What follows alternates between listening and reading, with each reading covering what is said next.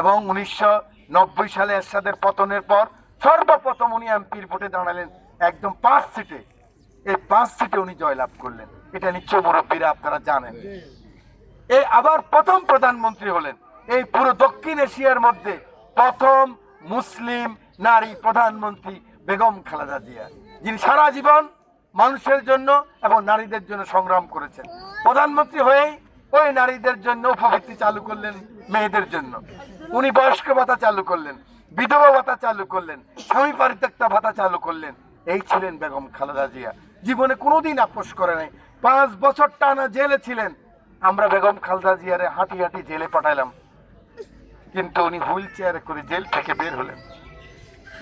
এবং যেদিন বের হলেন আপনারা দেখেছেন ওনার 2টা হাত অবশ, ওনার কিডনি নষ্ট হয়ে গেল, ওনার ফুসফুস নষ্ট হয়ে গেল, লিভার নষ্ট হয়ে গেল, কিন্তু উনি কারোর সাথে আপোষ করেন নাই। বহুবার সরকার বলছেন আপনি বিদেশে চলে যান, আপনি আর ফেরত আসবেন না, এটা বলেন। উনি বলছেন না, বিদেশে তো আমার কোনো ঠিকানা নাই, বিদেশে আমার কোনো সম্পদ নাই, এই বাংলাদেশে আমি জন্মগ্রহণ করেছি, এই বাংলাদেশেই আমি মরব। রব্বুল আলামিন সেটাই কবুল করছেন। ওনাকে বিদেশ নিতে চাইলো, দেখেন ওই যে আল্লাহ কবুল করছে, ওনাকে বিদেশে নিতে পারে নাই।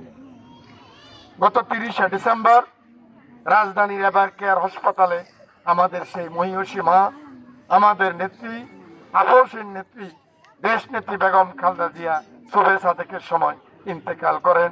ইন্না লিল্লাহি ওয়া ইন্না ইলাইহি রাজিউন। 31শে ডিসেম্বর সারা বাংলাদেশ, সারা ঢাকা শহর হলো জানাজার শহর। কোটি কোটি মানুষ একত্রিত হলো, কোনো দল ছিল না,